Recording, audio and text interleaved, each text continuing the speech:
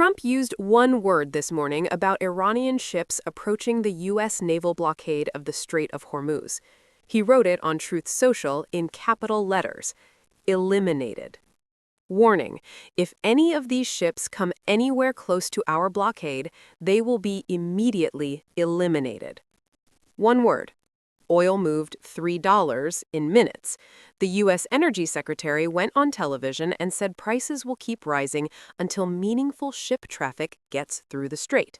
And the ceasefire that was supposed to cut your energy bills has now been described by the Vice President of the United States as a fragile truth with 9 days left on the clock. This is Geo Polity. This is episode 24, and the story that most people thought ended with the ceasefire has entered its most dangerous new phase.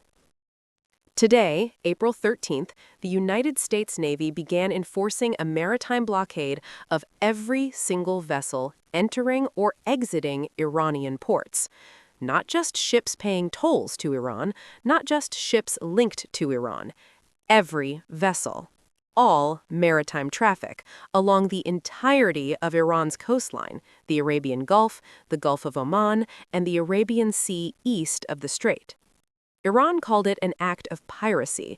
Its armed forces said the imposition of restrictions on the movement of vessels in international waters is an illegal act. Legal experts analyzing the blockade noted, a blockade can be established only by a belligerent state. Blockade is not a peacetime operation. By establishing the blockade, the United States is exercising a belligerent right under the laws of war, effectively ending the ceasefire. Let that sentence sit for a moment. Legal experts say the naval blockade effectively ends the ceasefire that caused oil to fall 9%, the ceasefire that was supposed to be the beginning of your energy bills going down.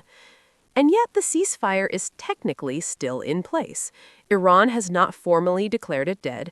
Pakistan is still working to arrange a second round of talks before the ceasefire expires on April 22nd. 9 days. The most important 9 days since the 40 days of war that preceded them. Let me tell you what actually happened in the 21 hours of Islamabad talks that led to this morning, because understanding why those talks failed is essential to understanding whether there is any path back from a naval blockade. 300 American negotiators, 70 Iranian negotiators, the highest-level direct engagement between America and Iran since 1979. 3 rounds, 1 indirect, 2 direct, and they agreed on almost everything. Iran's foreign minister said they were inches from a memorandum of understanding. 2 things destroyed those inches: the nuclear program and the Strait of Hormuz. On the nuclear question, America's position is zero enrichment, complete dismantling of Iran's enrichment facilities, removal of all highly enriched uranium from the country. J.D. Vance said after leaving Islamabad, the simple fact is that we need to see an affirmative commitment that they will not seek a nuclear weapon and will not seek the tools that would enable them to quickly achieve a nuclear weapon. Trump said it even more plainly on Fox News: no nuclear weapon, that's 99% of it. Iran's position is its inalienable right to peaceful nuclear enrichment, which it has maintained consistently for 2 decades. The Iranian delegation at Islamabad specifically included Iran's right to enrichment in its 10-point framework. Iran's parliament speaker, who led the delegation, said the U.S. failed to gain the trust of the Iranian delegation. On the Strait of Hormuz, the gap is equally fundamental. Trump demands the complete, immediate, and safe opening of the strait. No tolls, no Iranian conditions, no coordination requirements. When Trump's team floated joint American-Iranian administration of the strait during the talks, Iran rejected it outright. Tehran says the strait is in its territorial waters and Oman's. Those 2 countries manage it, not America. These are not positions that can be bridged in a single 21-hour session. They may not be bridgeable at all without one or both sides accepting something their domestic politics cannot sustain. The blockade is Trump's response to that failure, the same logic he has applied throughout this entire crisis, the same logic he applied with the ceasefire deadlines: maximum pressure. make the cost of not dealing higher than the cost of dealing, force Iran to choose between accepting American terms and watching its economy strangled. Iran has been resisting that logic for 45 days. The question that the ceasefire's 9 remaining days will answer, is whether the blockade produces a second round of talks with a different outcome, or whether it produces an Iranian military response that ends the ceasefire and restarts the war. The Iranian armed forces have said any military vessel approaching the strait will be considered a ceasefire violation and will meet a severe response. 2 U.S. guided missile destroyers have already transited the strait. Mine-clearing operations have already begun. U.S. CENTCOM said the blockade will not impede freedom of navigation for vessels transiting to and from non-Iranian ports, but will enforce restrictions on all traffic entering or exiting Iranian ports and coastal areas. The legal and military situation in the strait right now is American warships are clearing Iranian mines. The American Navy is blocking vessels from Iranian ports. Iranian armed forces are monitoring every vessel and have warned of severe responses to military approach. Iran's Unified Military Command has said ports are either for everyone or for no one.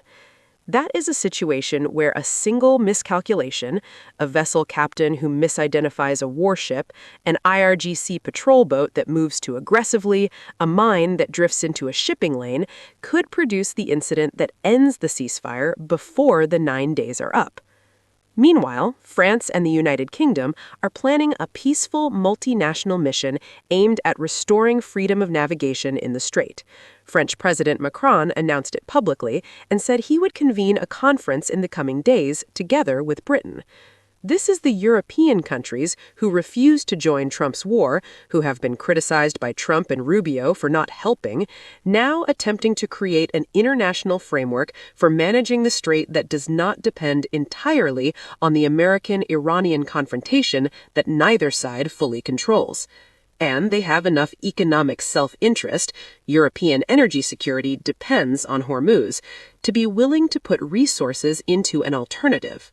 Now let us talk about what this means for you, because that is what every episode of this series has always come back to. The U.S. Energy Secretary Chris Wright said on Monday, we are going to see energy prices high and maybe even rising until meaningful ship traffic gets through the key waterway. He expects that to happen sometime in the next few weeks. Oil prices are nearing $100 a barrel again after the partial recovery from the ceasefire announcement. The 9% fall of April the 7th is being eroded. Your petrol prices, your gas prices, your energy bills, the gradual easing that began after the ceasefire is now paused or reversing depending on where in the world you are. The Bank of America forecast that oil stays above 100 for most of 2026 looks accurate. The EIA forecast that full restoration of oil flows will take until late 2026 looks conservative if the blockade persists. The difference between the next 9 days going well and going badly is significant for your household budget. If a second round of talks is arranged and the ceasefire extends, the easing resumes. If the ceasefire expires without a new agreement and the blockade triggers Iranian retaliation, the direction of travel reverses sharply. You now have a precise 9-day window to watch. The ceasefire expires April the 22nd. Everything in the next 9 days points toward one of 3 outcomes. A second round of talks that builds on Islamabad's progress and produces the inches that Araghchi said they were short of. Pakistan is pushing hard for this. Vance left the door open, saying the ball is in Iran's court. An extension of the ceasefire without a new agreement, buying more time for the diplomacy without the pressure of the expiry date. This requires both sides to agree to keep the guns quiet even without a deal, which is possible but not certain given the blockade tension. Or the ceasefire expires, a blockade triggers escalation, and the war restarts in a new and potentially more dangerous form, with American warships now actively in the strait, with Iranian mines in the water, with the IRGC's severe response threat still active. 9 days, 3 paths, the same structure we have been documenting in this series since episode 8. What has changed is that this time both sides know what direct talks feel like. Aragci sat across from Vance. Ghalibaf sat across from Kushner. They talked for 21 hours. They were inches from something. That knowledge, the knowledge that the other side is a real person with real interests who can be talked to, does not disappear when the talks end without a deal. Whether it is enough to produce a second round before April the 22nd is the question that will determine whether the next chapter of the story is a peace deal or a new escalation. 24 episodes, 44 days, and the story that began with surprise airstrikes on Tehran is still unfolding in the Strait, in the negotiating rooms, and in the energy prices that touch every household on Earth. Geo Polity will be here for every development of the next 9 days. If these 24 episodes have given you something real, please like this video right now. Every like keeps this analysis alive and reaching the people who need it. Subscribe and turn on notifications. 9 days until the ceasefire expires. Episode 25 is forming. Share this video, send it to everyone watching the news today and trying to understand why oil is going back up and whether their bills are going to keep rising or start falling. You have the answer. Give it to them. And comment below. Tell us, do you think there will be a second round of talks before April the 22nd? Do you think the naval blockade triggers Iranian retaliation? Where in the world are you watching from, and what are the prices at your petrol station telling you this week? We read every comment. 9 days. This is Geo Polity. Stay informed, stay analytical, and we will see you in the next one.